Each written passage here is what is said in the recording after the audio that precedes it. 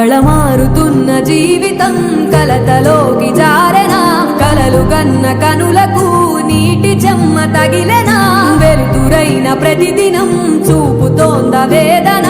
అందమైన బతుకున అలజడి చలరేగెనా ఏమిటి నీ పాపం ఏమిటి నీ నేరం చీకటి ముసిరిందే చిటికల్లోనా తీరదు నీ శోకం